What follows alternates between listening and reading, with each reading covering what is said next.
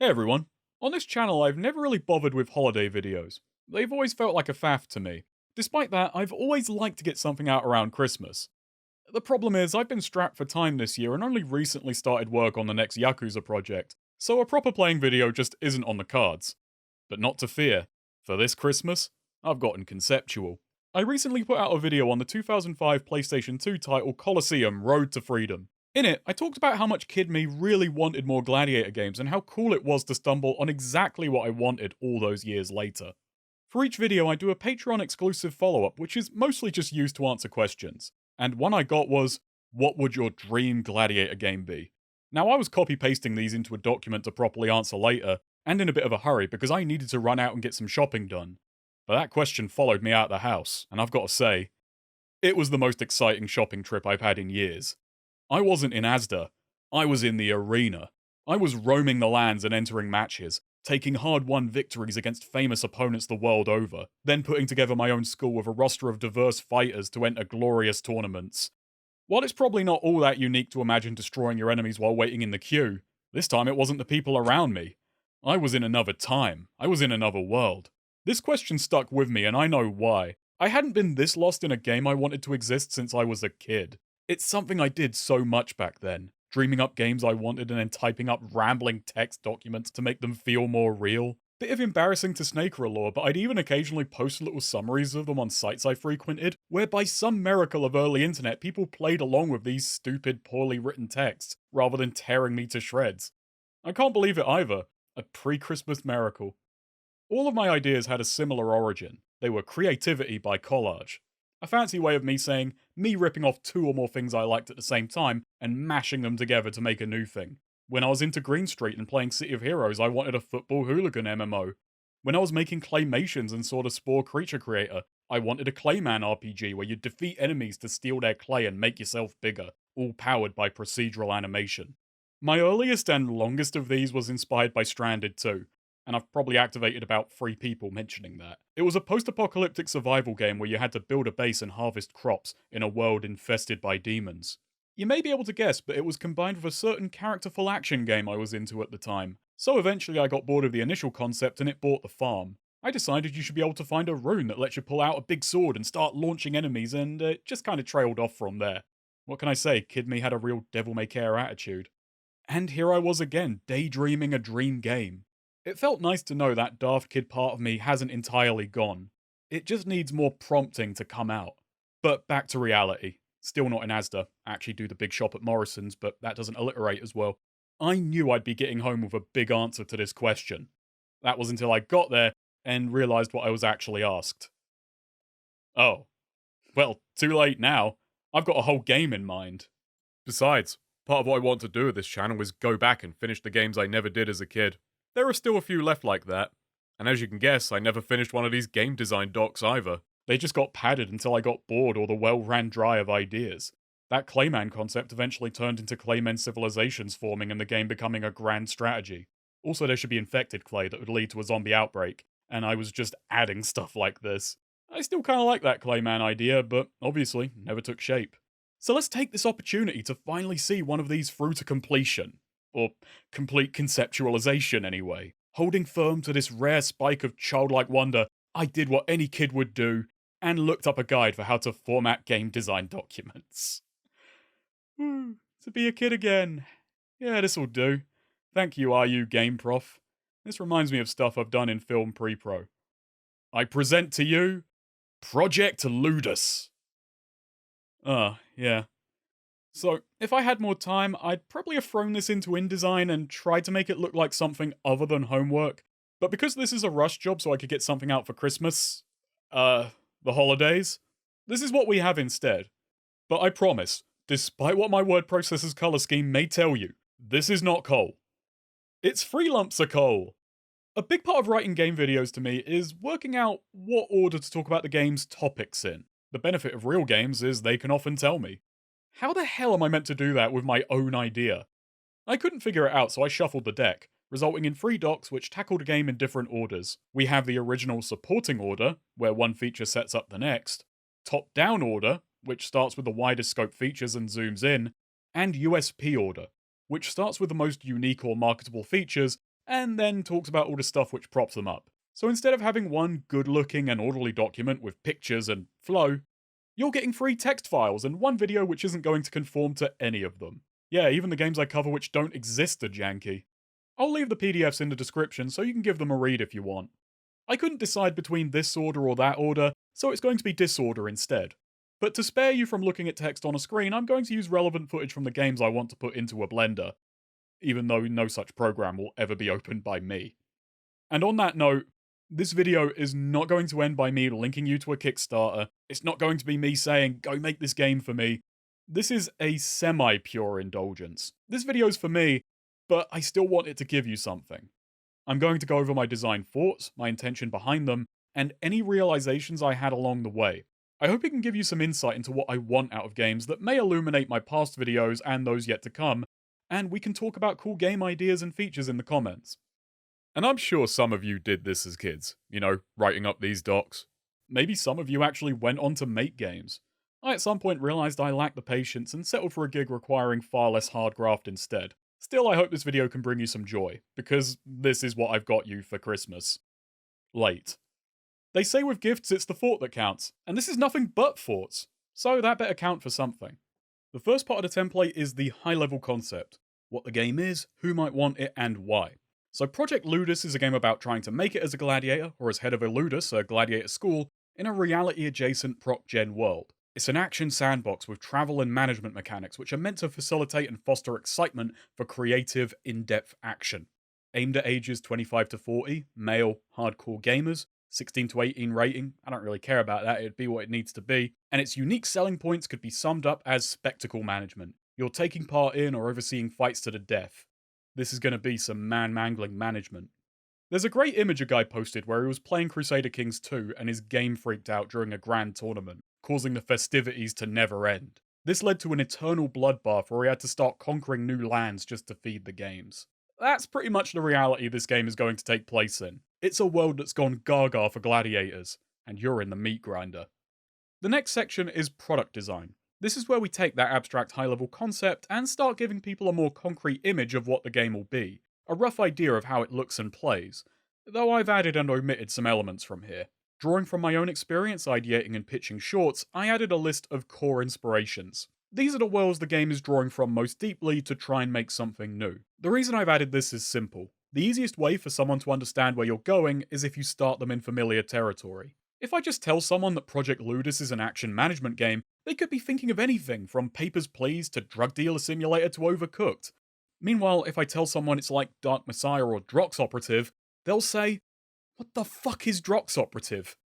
What we're going for is a first or third person brawling game, with a Proc-Gen overworld where the culture is fixated on blood sports and gladiators are more or less sports stars and celebrities. Then we're mixing in a bit of Crusader Kings and Footy Manager strategy mechanics, albeit very simplified, especially in Footy Manager's case. We want a mix of player-led action and story generator mechanics, emergent gameplay leading to personalized tales a player can take away with them. The tone ought to be reminiscent of Mordhow and Crusader Kings. Combat should be brutal yet understatedly slapstick with amusing voice lines. I'm a fucking legend! Everyone loves a memorable voice line. Meanwhile, the text should be dry and sardonic. The world ought to have weight and be a little cutthroat at times, but there's enough levity to stop it from ever falling into outright bleakness. As for what I've skipped, I cut monetization because this is a dream game. If I'm dreaming up ways to extract money from people while justifying it in the design, may as well drop all pretense, launch Snakecoin and sliver into the hills. Lucky for us, I lack both the means and money to pull a proper rug pull anyway. The best I could do is a tea-towel tug, and all that sounds like is a euphemism for how else I could secure funding for this thing I'm not going to make. So far so good. We're 2 pages in and 2/3 of the way through the template. The next bit is the detailed design, but I think we should be close to done. Nope. First entry here takes a page and a third just by its lonesome. The core loops here are the 3 modes of play. The stages are obviously inspired by Colosseum, but the overall loop, especially of the latter 2, is following in the hoofprints of Mount and Blade. Overworld gameplay made up of travel and lightweight logistics, which grants context and leads into the pulse-pounding action, which grants resources and experience to allocate back on the overworld, the 2 cyclically feeding into one another with smooth growth sourced from both. Starting at the prisoner stage, the player is ferried from match to match and they have to fight to survive. The experience is controlled and straightforward. Very little decision making required outside of random events. You may be in a fighting pit, belong to a Ludus, or kept at an arena to be brought out when they need an extra body. By earning your freedom or escaping captivity, you can continue on as a free fighter.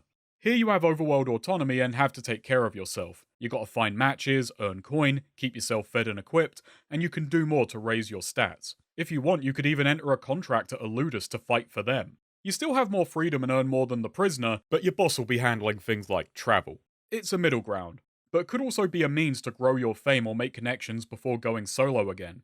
If you make the scratch and feel the itch, you can sign up to be a Lanista. Now, word of warning, I have an accent. You may have noticed. I'm going to be talking fast and I will wind up pronouncing this as Lannister. So when I do that, just know I haven't started talking about Game of Thrones. I'm talking about a game you might actually want to play instead. Anyway, it's at this stage the game pivots into a more managerial form. You've got to purchase prisoners and find free fighters, keep them healthy and happy, and enter them into matches. Perhaps even building a school to house your fighters, or commissioning an amphitheatre to stage your own events. Each of the 3 levels has to work as both personal preference and a ladder to climb, dependent on how you see them. Someone may not want to use their brain and just bring the pain. Well, that's what Prisoner achieves. The free fighter keeps the focus on the action, but allows the player more considerations between matches. A player who just wants to fight may not find being a prisoner all that appealing. So then joining a school gives them the best of both worlds, with only a little bit more need for self-direction. The Lanista then is for the player who desires control, wants more to both tinker and contend with. Each step up the ladder is one of responsibility, but also opportunity. Each stage should be a starting option with movement between them up and down possible, as it not only provides breadth for the gameplay but greater opportunities for role-playing and player-defined end goals. A prisoner player may retire their character the moment they achieve freedom, seeing that as the win state. A free fighter may reject becoming a Lanista or even joining a school, wanting to carve out his own legacy from bloody start to grisly end. Meanwhile, what I enjoy in games like this is starting at the mechanical bottom and getting to the top. Meanwhile, the possibility of falling back down should add a nice danger besides just death. It was here, writing out these loops, that the value of this template really clicked for me. I figured I'd be funneling my idea through it, but having to look at my concept from unexpected angles instead brought what this game ought to be into focus. This shouldn't just be providing a framework for my Gladiator fantasy, but for ones I can't predict. It needs to be rigid in the core areas, while having enough flexibility to meet any willing player halfway, and provide unexpected and self-motivated experiences if they're up to the task. That's the philosophy I took going forward, and I wouldn't have even noticed it if I just freestyled this whole thing. Maybe I should have come up with some monetization ideas. Well, that's core loops and progression and objectives. We're progressing smoothly, and I've got a new objective. Up next is game systems, and oh no!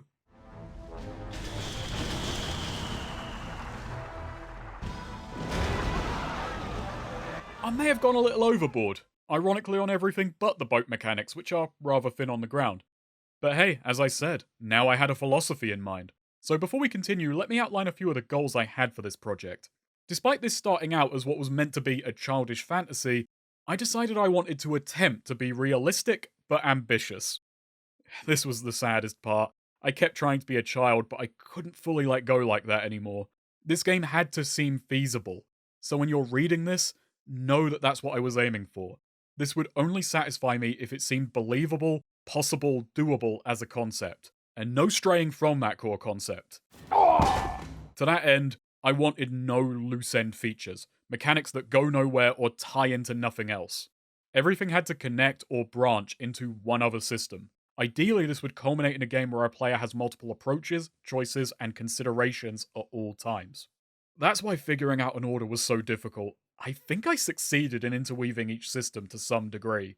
I should have done worse. This video would have been easier to write. Lastly, the design has to be player agnostic. What do I mean by that? Essentially, the player has to inhabit the world under the same rules as an NPC, and player preference should be kept minimal, except where it would genuinely inhibit or worsen the experience. And even then, that should be kept as hidden as possible.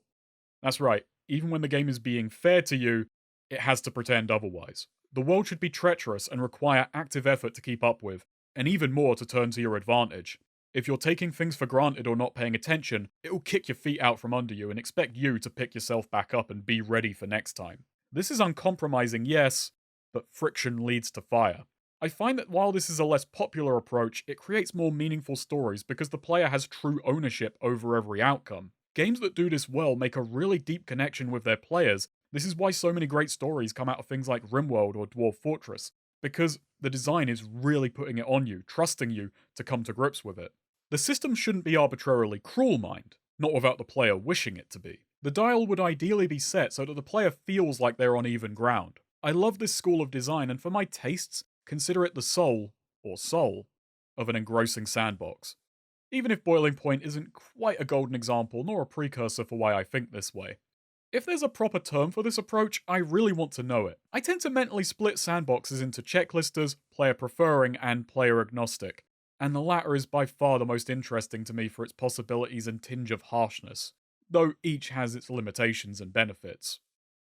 Anyway, with all this in mind, I'm going to compress near 40 pages of features into a few categories. I wanted not only to put some spins on everything I touch, but in trying to type up how I'd implement them, maybe better understand their strengths and weaknesses in actual games, so that I can tackle them more fairly in videos down the line. Anyhow, call me Eckler and half-cocked, because I'm only going to focus on my USBs from here on out, and leave the details and in-betweens for those with the patience for a 40-page document. When the player starts the game, they'll at first be greeted by a world generator. The Civilization game should be the basis for this, with game-specific options which will let a player tailor their experience. For example, how prosperous should the world be? Do you want a poor world where you're mostly slumming it out in low-tier, scrappy arenas? Or do you want there to be multiple ornate grand stadiums per country? Do you want random events enabled? Do you want characters to age? Should arenas be saved layouts or Proc-Gen? Do you want the OG No Man's Sky experience where every settlement is guaranteed certain resources to keep you going? Or do you want travel to be a bit more perilous, where you don't know if that town you're approaching is going to have an inn you can settle down at for the night on your first visit? On that note, do you want the world to be able to advance, with borders growing and shrinking, wars and banditry wiping out settlements while the flow of people form new ones? Or do you want it to be static, as ageless as you can be? And just how immortal are you? Of course, this is going to be a game with Iron Man for those who want to test their mettle. And from there, I would want you to be able to access an advanced suite where you can disable certain character traits, AI behaviors, and equipment types. If you don't want ranged weapons ruining your Gladiator fantasy, well, they can sling their hook. They're out. Now, I've just hit you with a ton of options before you even know what a baseline experience is.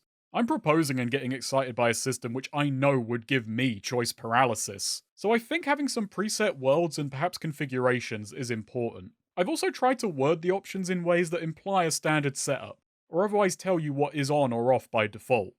One feature of El Paso Elsewhere I quite liked was calling one difficulty preset intended. I liked that way more than easy, normal, or hard. I like to know a baseline. This isn't to be prescriptive, but I think giving people a guiding line can help the indecisive while not telling off the experimental or indifferent. So with all that done, the game generates a world map, then fills it with biomes, countries, and agents. Agents being characters, rulers, generals, merchants, religious figures, prisoners, free fighters, and Lannistas. And from the last three, the player can pick someone in the world to assume control of, or hit random, or go into character creation and make their own guy to plonk down somewhere in the world. And one feature I want to propose here, especially with aging and Iron Man in mind, is that when a player dies or retires their character, I don't want the world to go with them.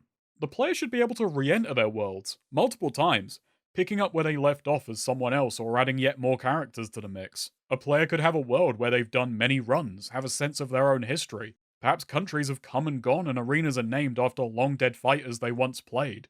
You could even quit your character instead of retiring them and they'll still be out there. Want to go kick your own ass? Well, Ludus will let you, you ludicrous lunatic. And just how might that go?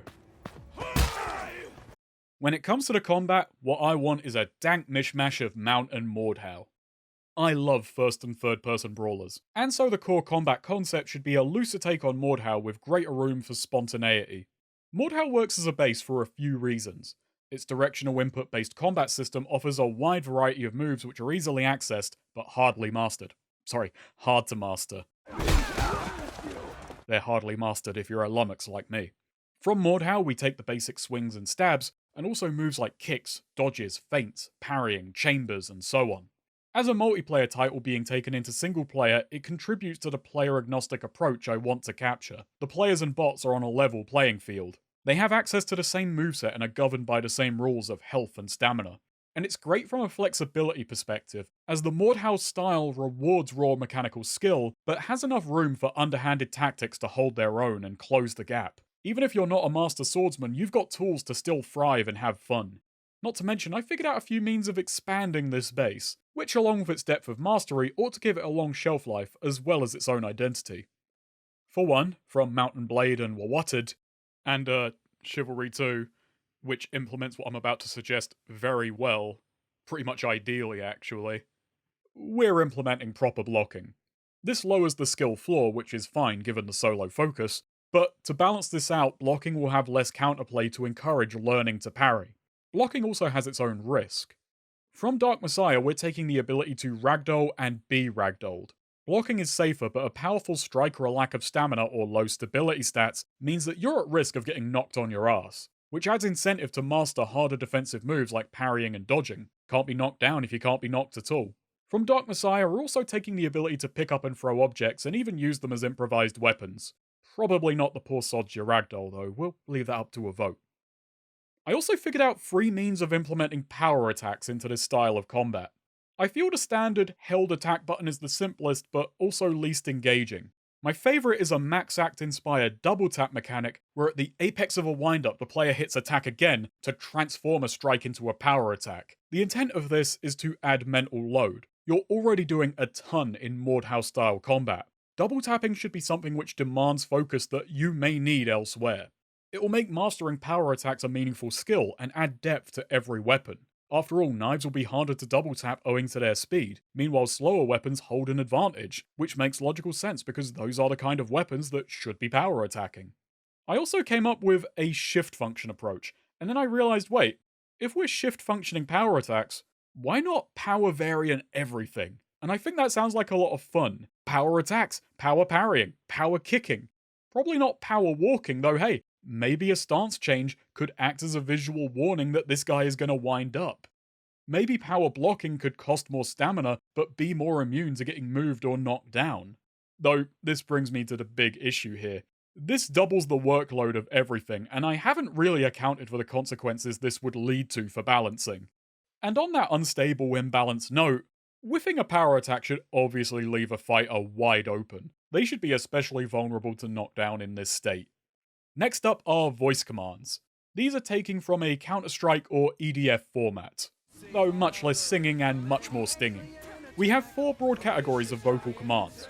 2 are useful mid-match, taunts to try and anger enemies into attacking, and orders for trying to command allies in battle. The latter 2 serve more of a post-match function.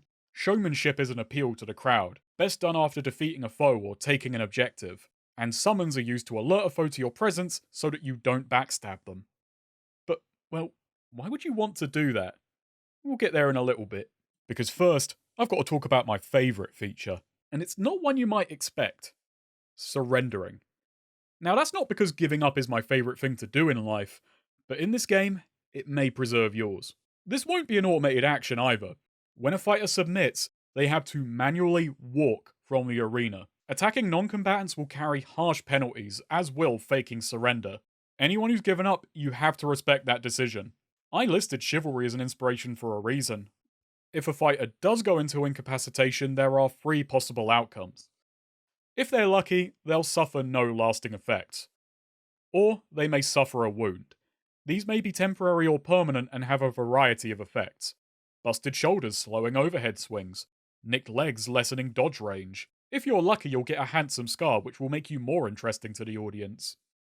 And third, you might just die. Memento mori, as we also say. The likelihood of this should probably go up with age and perhaps with accumulated wounds. Why do I like the idea of surrendering so much?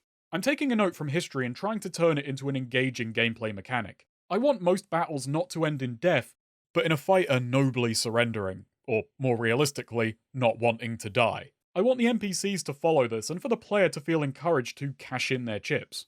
This will be done a few ways. First up, your reward for the match is affected by when you surrender.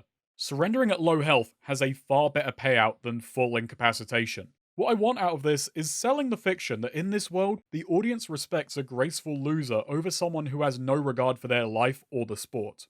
But this also adds a strong risk-reward incentive. Health is not going to regenerate mid-fight, so do you take what you can get or try and push yourself for the win? I think this has benefits for newbie players. This isn't just making a game with permadeath more forgiving, I actually think it adds a new dimension to permadeath because it will give dying that extra sting of knowing you could have avoided this but let pride get the best of you. Comes before a fall and all that, literally here. But besides that, it could add more of a curve to a newbie player's journey. They're not just going to go from losing to winning. Ideally, they'll be surrendering later and later, and then less and less, adding more of a gradation to them getting to grips with the game. Considering I also want NPCs and enemy fighters to be semi-consistent entities until they die or retire, it also adds a reason you could run into the same characters time and again, and build a sense of familiarity with your opponents. It could make their deaths hit harder because it's not an absolute guarantee. Imagine this. There's a fighter you keep coming up against. Match after match, he puts you down, until eventually the pendulum starts swinging your way. You start getting him to submit more and more, until eventually one day you're facing off again, you throw out a Hail Mary power attack, he ducks into it, and bam. Not even a chance to surrender. You put him out. Dead.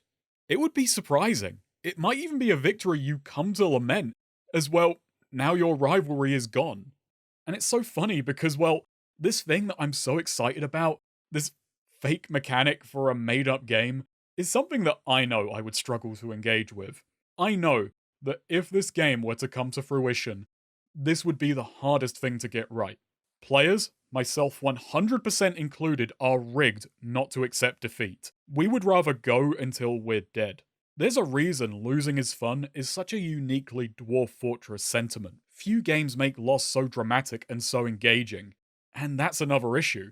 It could make victory feel lesser too. Winning a fight via knockout is instantly inherently rewarding. A player winning a fight when their foe gives in will be a lot harder to read, and could very well lack the catharsis of the more total victories we're so used to. If implemented, forcing an opponent to submit would have to be strongly sold so as to make it understandable and keep it satisfying, because I know it would just be less so by itself. Another feature I want is that the arenas come in a variety of shapes and sizes, from small dingy fighting pits to ornate coliseum-like structures. The aesthetics determined by the culture type of the country and the prosperity of the arena. Those aspects would be more set, being set dressing and all, but I'd want the arena battlegrounds to be Proc-Gen.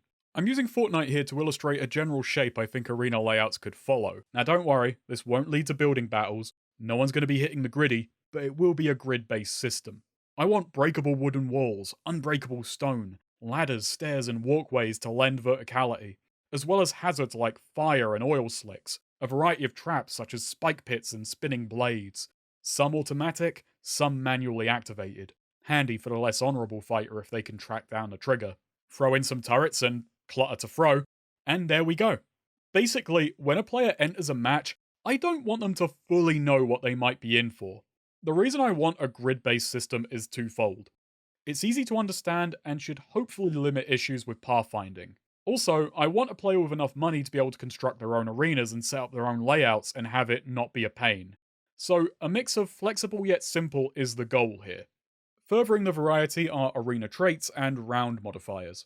Arena traits are mutators which affect every event at a given arena, while round modifiers are specific per game.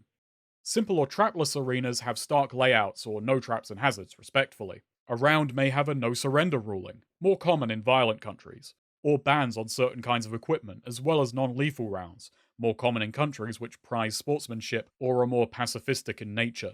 This also encourages a player to buy and maintain a good non-lethal weapon as a backup.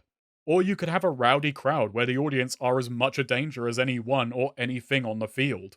I want a sense of chaos, and that travelling to a new place can bring with it unexpected challenges to overcome. While eventually the game will have to run out of surprise, for as long as possible, I want to keep the player feeling like they're trekking into the unknown, that there's excitement around every corner. My match list features the standard lineup, and for the most part you'll be brawling and mauling. But once again, I wanted to expand and personalise the experience. For one, Deathmatch will not feature respawning. To keep the system diegetic, it will instead be built around several teams of 2 to 10 fighters, with one on the field at a time. The next fighter entering the arena as their prior is defeated. Sort of like a baton pass, but you'll be using the baton to beat on people. Last team standing wins. This brings me to another feature which would play hell with Proc-Gen arenas and events: positions. Before you enter a fight, if you're famous enough, you can petition for your position, and some will have bespoke rules. They may be prisoner only or have set equipment. Some positions will have a higher payout than others. This is to create further granularity to progression, give the player more room to feel like they've grown. In this deathmatch scenario, it also adds another question: where in the queue do you go? Coming into a match later is safer, but you also won't be earning anywhere near as much as the frontrunners. But back to modes. I nicked Statue Smash from Shadow of Rome because it's a cool idea I've not seen revisited. Aside from that and the usual suspects, I tried my hand at making up some game modes. One that I'm quite proud of is Boulder Roller. Sisyphus, eat your heart out. Or get a vulture to do it for you. I'm sure Prometheus needs a break. In the center of the arena is a big ass boulder. First team to roll it through the enemy gate wins the game. Alright, I know what you're thinking, this is just very slow football, but it's football where the ball can crush you. Speaking of, we have Elephant Hunt. The actual animal will vary by the arena biome, but essentially two teams are set against a big animal, and within a few minutes whoever does the most damage wins. At first it would be whoever does the most damage on death, but I realised a very obvious issue with that.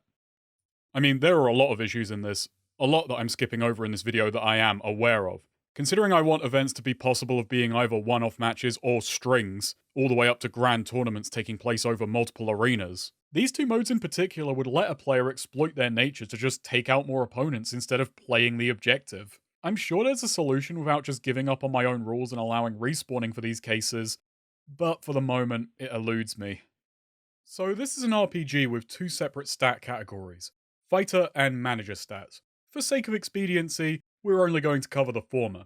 Fighters possess health, strength, stability, agility, dexterity, endurance, recovery, and appeal. I was trying to stray a little bit from convention, but not so far that we wind up lost in the dungeons. That's the wrong kind of RPG for this. Health aside, I wanted each stat to have a variety of influences on the character. Strength is a minor damage boost, and it aids swing speed with heavier weapons. Stability softens the effects of being hit, lessening the odds of losing a weapon or being knocked down. Dexterity doesn't just help with thrown weapon accuracy and thrust attacks, but world interactions and weapon swapping. This is another reason why blocking is a necessary inclusion to me. A big part of Mordhow-styled combat is timing defensive maneuvers, which necessitates weapons having a degree of predictability which is offset via skill, not stats, which this game is going to be influenced by. So blocking allows a player to recalibrate for each new foe. You can block a few of their attacks, get the timing down, then move to parrying when you're pretty sure you've got them locked in. Another key concept I want to introduce here are what I've dubbed talent ranges. This is how far a stat can deviate from its base starting position. And like when you set your stats at character creation, how far a stat may move is up to the player, either decaying through a lack of training or growing through focused effort. Assuming a maximum of -20/+20, a fighter with a base strength of 60 could atrophy to 40 or lift it to 80. Character creation will be point buy, and ideally I'd want the game balanced so that each fighter is weak in a few areas but made up for in others. The talent range system is another layer meant to enforce specialization but in a longer term way, with other systems intended to provide a sense of advancement in its place. This is because I want the RPG mechanics to be less focused on absolute progression and more on adding meaningful variation to skill-based play. And for the Lanista players, this should encourage hiring a variety of fighters, or working with what you have if your school has a stat deficit. Skill and strategy should come first. Strength may be a stat, but it's much more valuable to play to your own strengths. And to that end, traits. Modifiers to how a character acts with more esoteric effects than simple stats can provide. I had a ton of fun writing these, and they were made with a goal in mind. They must offer a positive alongside a sensible drawback. Some were simple. Iron Grip makes it far less likely you'll have a weapon knocked from your hand. However, this firm grasp slows down interaction and weapon change speed. Some are more comedic or gimmicky. Ragdoll, which is one of my favourites, massively increases the odds you can be knocked down. But you can also ragdoll on command to lessen fall damage. And let me just update this now to say that ragdolling with this trait in general will have a damage reduction effect. Since the player isn't tensed up. It's kind of like that drunk Russian guy who survived a 19-story fall. Some traits are situational. Objectivist players get a variety of benefits for objective modes at the cost of damage reduction against their human opposition. Some are weirder. Berserker allows you to enter a rage after taking a certain amount of damage, where you get a minute of massively boosted stats and damage reduction. The issue is, you're not going to know how much. You forfeit the ability to see your health bar for the remainder of the match to do so, and any incoming damage is reported far less. I rarely see hindrances which play with your HUD. I wanted traits to stretch the gameplay in unique directions, give characters a very bespoke edge, but also an interesting and meaningful stipulation in exchange. One thing I've been trying to avoid are absolute best options, as I feel like these stagnate gameplay much faster as the meta is uncovered. To me, there is much more fun in being suboptimal, so I want every choice to have an entertaining caveat. I've got some ideas for the bots too. As most games have multiple enemy types to differentiate the combat and expand the tactics a player needs to employ, I want to organically recreate this via stats, tying bot behavior to their build. Each stat not only has a player-facing mechanical effect, but also an AI influence. Strength fighters prefer power attacks, and they'll happily swing into blocks to try and knock you down, as opposed to dexterity fighters who hang back, throw objects, and prefer hit-and-run tactics. High stability leads to fighters who prefer to block, while agility makes them more prone to dodging. In the case of two stats having the same number, they'll pick a preferred stat to follow. Then on top of this are AI behavioral profiles. These are meant to work in conjunction with their stats to add further variance. Some will have gameplay ramifications. Clean fighters will never take underhanded actions like backstabbing or hitting down foes. Meanwhile, dishonorable ones will dish it out even if you're down and out. Short-tempered fighters are especially vulnerable to taunts, while even-headed ones are immune.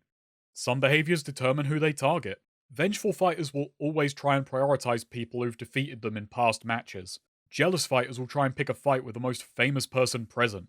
The opposite of bullies. They don't want to pick on someone their own size. They'd much rather pick them off before they've a chance to grow. These last two should also affect overworld behavior, with jealous fighters always making their way to tournaments which are just barely what their fame permits. Meanwhile, bullies will more or less smurf the lower leagues, being a big fish in a small pond. What I want out of this system is to expand the tactics a player may come up against or have to employ to stay on top. They should ideally give your fellow competitors a sense of personality which would deepen your connection with them. Or at least how deeply you want to stick a sword in them. Yeah, I know, something's wrong with me. I'm proposing a game to have annoying speed types. Funnily enough, in case you think this idea sounds too pie in the sky, I'm actually cribbing from features we saw in games of the late 90s to the early 2000s. It's odd that this may sound advanced, but these behaviors were something you saw in the multiplayer bots of Perfect Dark and Time Splitters. No monkey bodyguards though. Sorry. Potential DLC right there though. That said, I could see this falling through. Some of you in the audience may have heard of the game Trespasser. It's one of gaming's most infamous failures after all, and obviously, I kinda like it. A wildly ambitious trailblazer which was massively derided by the press and audiences, but influenced a ton of games which came after because it had features which wouldn't be commonplace for years to follow. Well, one of its big ideas was a complex AI system determining dinosaur behavior. They were meant to have a series of conflicting emotions which made every one of their decisions dynamic as they prioritized their needs. What this resulted in was AI that would never work. It would simply freeze from indecision. May sound relatable to some people I know, but this isn't an engaging foe for a big AAA release. The developers couldn't fix it, so they threw in the towel, set aggression to max, and hey, at least we have a functional enemy. DreamWorks failed, but could my dream work? I don't know. Kinda sounds like a programmer's nightmare. Winning a fight nets your coin. That much is obvious. But it also nudges your notability. Notability is a system made up of three stats: fame, reputation, and image. Fame by itself is pretty straightforward. It's a measure of how known you are. It's gained by random events, a positive relationship with famous figures, fellow fighter or otherwise, but mostly by competing. How much fame you earn from a fight is down to multiple factors: the arena, the settlement you're in, how famous your fellow competitors are, and if there are any noteworthy people in attendance spectating. Then there's how well you performed. Did you win, or at least surrender amicably? Who's the most well-known opponent you took down? How many parries and dodges did you perform? Were you decked out in armor? Yeah, I want heavy protection, especially helmets, to stifle fame gain. It's an unconventional avenue for balance, but that's what I love about style mechanics. And then it accounts for your appeal stat. Arenas and events, as well as per-match positions, have fame costs and fame caps. Fame cost is to gate fighters beneath a certain level of recognition from competing, but this can be circumvented through politicking. Don't need the palmers if you can just grease some palms on the overworld. Then there's the fame cap. If you're above a certain level of fame, this fight isn't going to help you grow any further. At best, it may delay stagnation if you're within a ballpark range of the cap. The idea here is that if you want to make it to the top, you're going to have to push yourself to enter bigger events. And I do mean push yourself. While this is sort of artificial, I would broadly tie a fighter's difficulty to their fame in a manner similar to stat influence, meaning that fighters who've made it to loftier arenas will at least feel meaningfully distinct from the little leagues. More difficult fighters will attack and defend more accurately, as well as make greater use of Mordhow's more advanced techniques like chambering to force you to fight better. Now, here's another aspect I've cooked up for this. Fame isn't going to just be a linear, worldwide 0 to 100 counter. Fame is going to travel, radiating outwards from where it's earned. It will be dulled by country borders and bad connecting roads, but any agents who've witnessed you will also carry your name. So you might suddenly find yourself earning fame in far-off lands when that envoy, who just happened to enjoy a show you put on, says your name elsewhere. You may even find yourself invited to go put on a show out there. The objective here is to make fame more dynamic and delay boredom. Fame should not just be something you can max out and sit on unless you want to. It should always be giving you something to do. You can get to number 1 in your home turf, or spread your name far and wide. Ideally, high fame in one spot should still be a step up in other lands as your fame propagates outwards, but that could be part of the fun, starting over from fresh and spilling fresh blood. If fame is how known you are, reputation then is how you're known. Put simply, it's a morality bar. Essentially, reputation is earned or lost by how you can sort yourself in matches. You can earn fame in a match, yet lose reputation. Reputation is lost for dishonorable or embarrassing actions, and earned for honorable or noble behavior. And yes, I have sort of conflated low reputation as both playing underhanded and being crap at your job, so keep that in mind. Backstabs, hitting downed opponents, losing to a foe you previously taunted, the use of unsporting weapons like explosives and firepots in arenas who care about such things, all of these actions will cost reputation. And then there are cardinal sins, like attacking an opponent who's surrendered will incur a massive penalty, being considered a giant violation of the game's integrity in pretty much every country, and it resulting in a death can lead you to being taken as a prisoner. Meanwhile, fighting honorably is just that.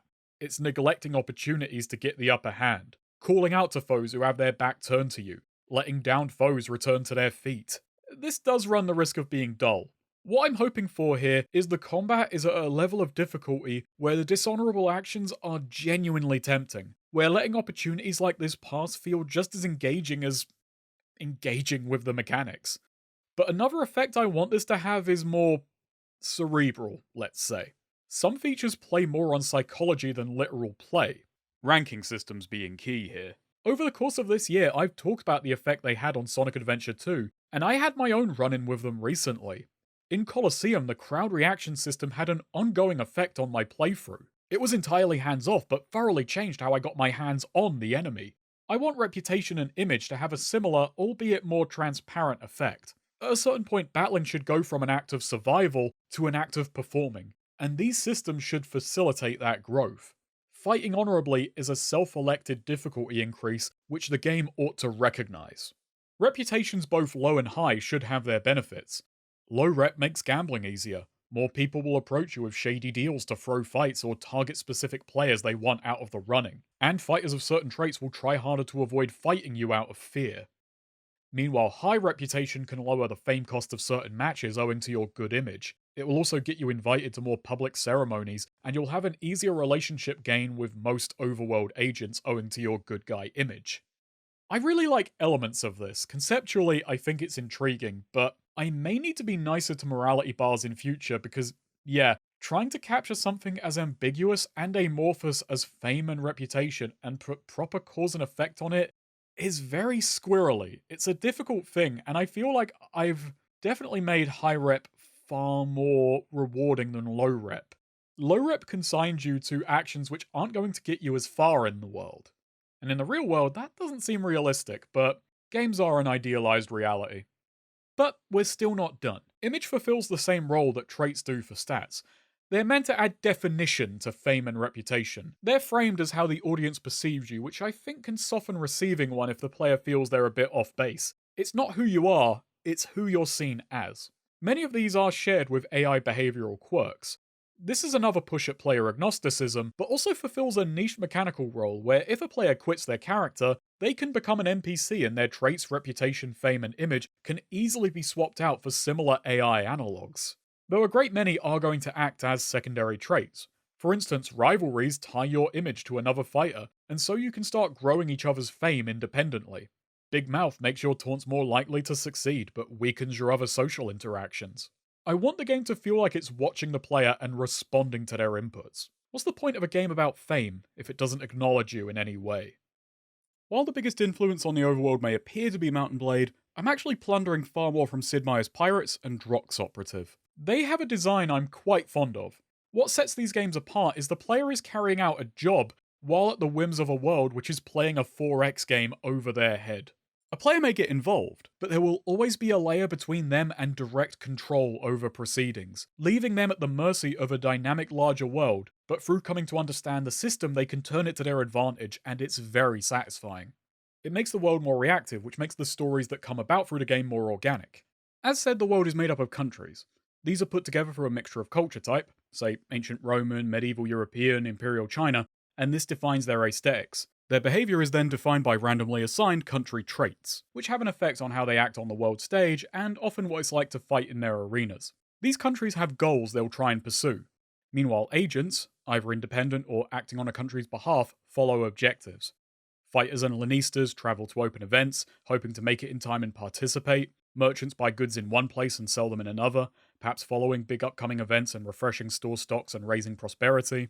Generals reinforce garrisons of towns, fight wars and scare off bandits. Bandits prey on weaker targets, often travelling crowds, or they may take their chances with big paydays. Diplomats, envoys, and rulers travel to other countries to improve relations, and pretty much all of them will stop to witness a game or two, except the bandits, who are probably there a lot less willingly. This system is pretty much entirely cribbed from Pirates because it's a nice, intuitive base to create a coherent world, one with rules which can be followed and understood. You can socialise with nearby agents, asking questions and trying to gain or lose relationship with them to draw out specific effects. Travel should be less intensive than action, but still have a degree of depth and take some thought. It should be a breather between action without being a burden. Without buying carts and beasts of burden, inventory ought to be small. Food is a must, and the threat of danger along the roads should encourage socialising to travel with other groups. For example, you know an arena is hosting an event a couple towns over. Time is running short to make the entry, and you're not sure you want to brave the road alone because ne'er-do-wells do operate in this area and the army hasn't been around lately. You could wait for a merchant or crowd who may be just as late as you are, so at least you won't be chancing the road alone, or maybe you scrape your last pennies together to hire an armed escort and hope to win it back at the games. You may need to do some extra gambling to make up the deficit, but that's even assuming you make it in time. But then, you stop by at the inn, and some travelling fighters have a spare spot on their caravan. So you make your way over with them and maybe get a relationship boost, and a preview of the people you're going up against. The stress dissipates and everything works out. Those kind of stories are what I want travel to be able to facilitate. Getting from town to town shouldn't be slow, but it should be involved and come with decisions. Sudden opportunities should feel great. Maybe sometimes people aren't going where you want, but you take your chances following them wherever. Sometimes you risk the road alone and maybe have to pay the toll to some highwaymen, or risk an injury before match day. This is a bit of a tangent, but Bannerlord really dropped the ball for me. I'm not sure why, but I think that just like Freeman Guerrilla Warfare, a big part of it was the loop was unsatisfying. It messed up the Civ-like one more turn quality where Warband would flow so nicely. Bannerlord couldn't recapture that, something in the formula's off, and it scuffs what was a smooth ebb and flow into endless bumps in the road which just jostle me off of it. Ludus isn't trying to recapture Warband, because not even I understand what they got so right. If anything, I'm going against that instinct. Ludus is more involved, more intensive, and the more moving parts, the more liable something is to fail. So, this has to be more in the Battle Brothers mold, where the decision making is a lot more granular. As such, the decisions made need to feel meaningful and engaging. They ought to be paying off short and long term, and not just in the next battle, though anticipation for that next battle should be an ever-present feeling. one that's tied into overworld concerns, but not bogged down by them. That said, travel does have a couple more proposed concerns, namely fatigue and training. Fatigue is built during travel and has a detrimental effect on multiple stats. It's worked off by resting, and certain medicines you can get from doctors, which pep you up at the cost of a crash later. Useful in an emergency, but you have to consider the ramifications. The ideal time to arrive for a match is a day or two ahead of time so you can be refreshed. Then there's the training system. As suggested by talent ranges, stats decay. They need to be kept in check and given special attention if you want to raise them. This costs time and raises fatigue. What's the benefit of this system? Tension, essentially. I want the player to always feel like they've got one or more plates to spin, and with the training system, sudden downtime will become exciting. It will become a boon in itself, because instead of being a black hole, it's a real opportunity to get some growth in while you look for other opportunities. And speaking of growth, with enough money and a license purchased from the registry, we can finally advance to a Lanista. As a Lanista, it's your job to take on prisoners and free fighters and enroll them into events. Their fame is now your gain. This is the highest level of responsibility, but also by far the most resource-rich the game is going to get. Let's talk about the difference between prisoners and free fighters under your control. Prisoners are cheaper and simpler, but you can't take them as far, and they will not earn you as much. Each fight, 90% of their winnings are given to you, and this is set against their debt, the money you paid to purchase them. Once they've earned 1.5 times their cost or cleared a certain number of matches participated in, a Lanista is expected to grant them a freedom right, where they may exit your service. Failure to do so will cause severe reputation loss, and can lead to prisoner revolts or having your license revoked. The freed prisoner might become a free fighter and even join you. And this is where we get into the perhaps too involved process of contracting fighters. Yeah, take a look at this. You want to know the inspiration for this mechanic? F1 Manager. Inspiration, eh? Can strike from anywhere. As this should probably suggest, this isn't going to be a game of managing a huge army, but a select few people who take a good amount of attention and outfitting. You set the terms of the contract, and based on a number of factors, they may agree, reject, or amend the proposed contract. I want earning a fighter to feel involved, a proper negotiation with a big payoff. When entering an event, a Lanista has a few more options. It's on you to tactically select what events which fighter takes part in and where. Save your best fighters for the last man standing, and your fastest for the capture the flag games. You can also set behaviours, telling them to play the objective, defend a certain ally, or target a specific foe.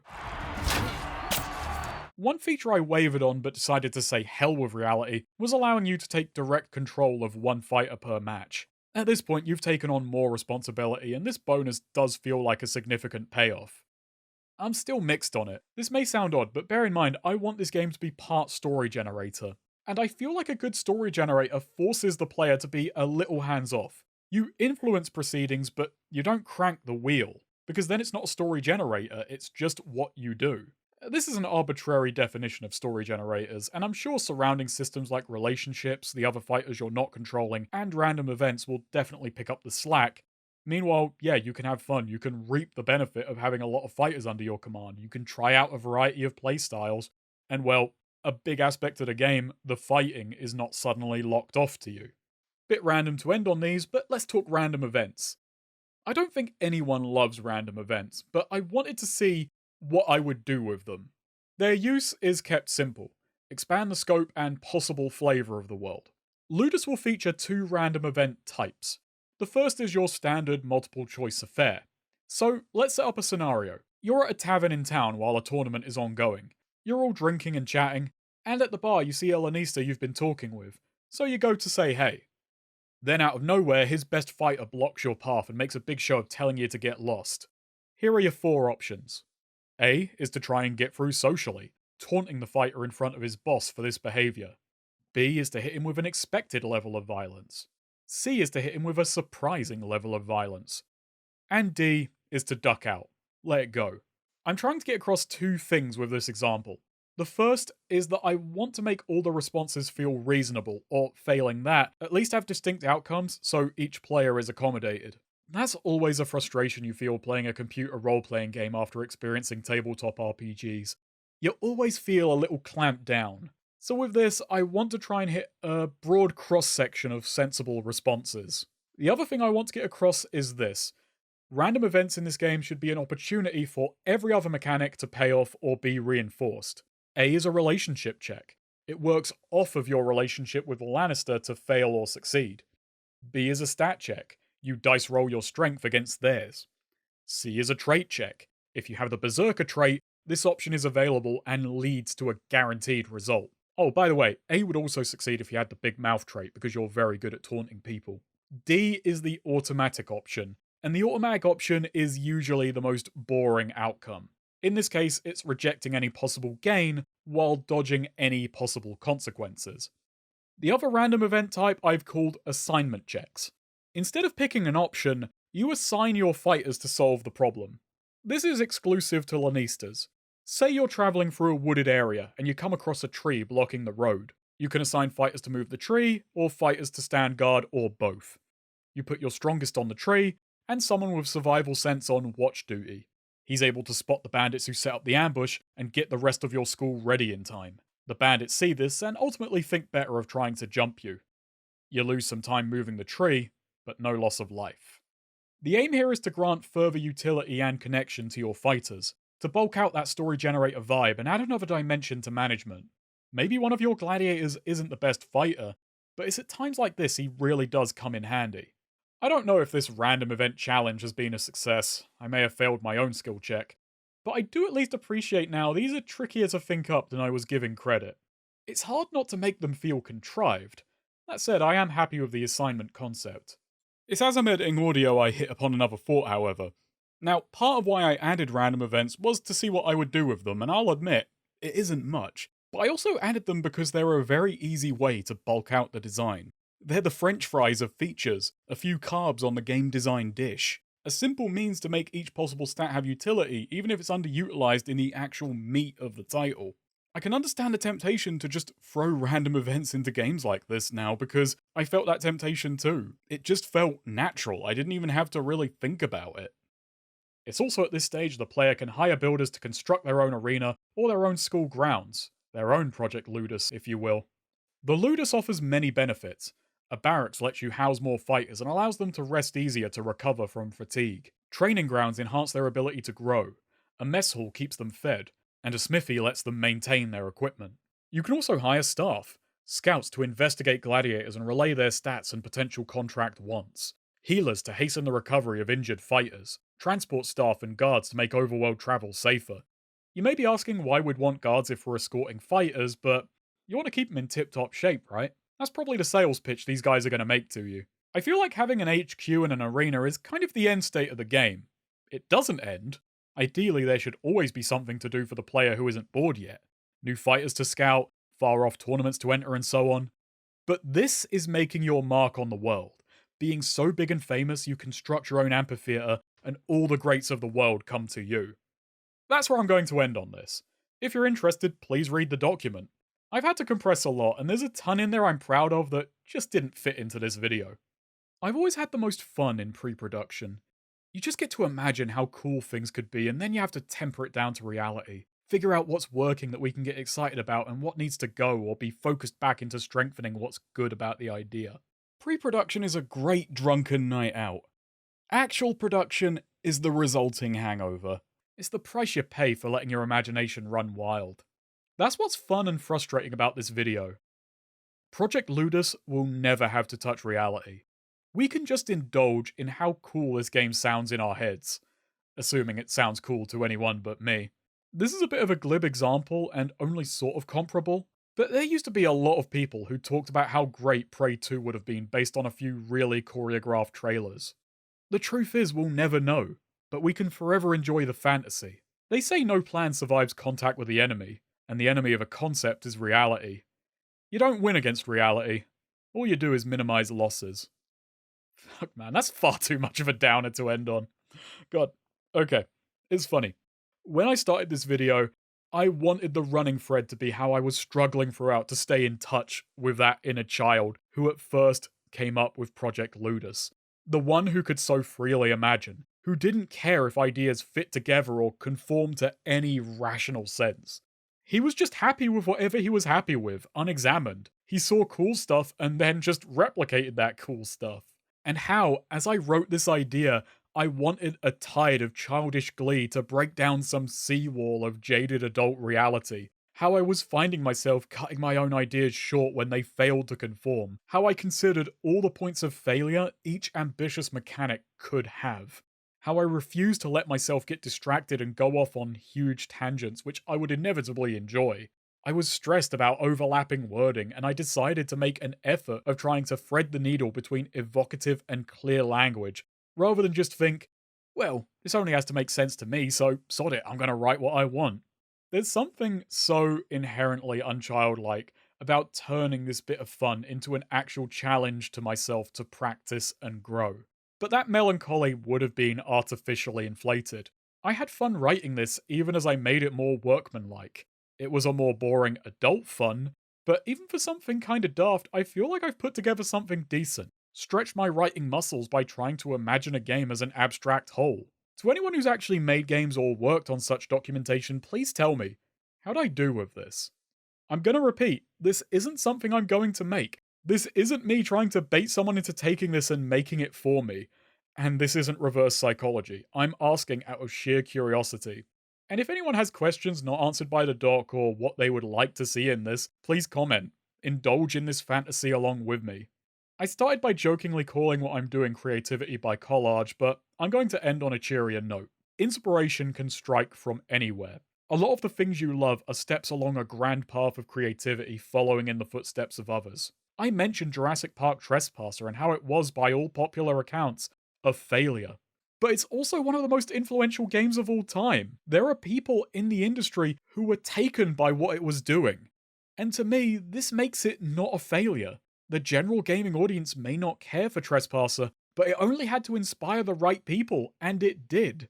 So much of this game now is me trying to put new spins on mechanics I've seen and enjoyed in other games, thinking on how they could lead to fresh experiences when put into new combinations. On this channel, I like to make odysseys out of oddities. I spend a lot of time looking for games I and others missed to try and give them their moment in the limelight and see what we can learn from them. See what fresh experiences can be gained by going off the beaten path. I've mentioned so many games as influences and inspirations in this concept, but there are so many more that I probably haven't named that I probably didn't realize I was subconsciously influenced by. This is why it's worth broadening your horizons and looking for the road less traveled. So with that, let's close off. I hope you're all having a wonderful holiday. Hell, I hope it still is a holiday when I post this. Happy New Year. Maybe it will be a good New Year. I said I shouldn't be saying that anymore because the last few times I said it have been terrible years, but how much worse could it get? Happy 2025.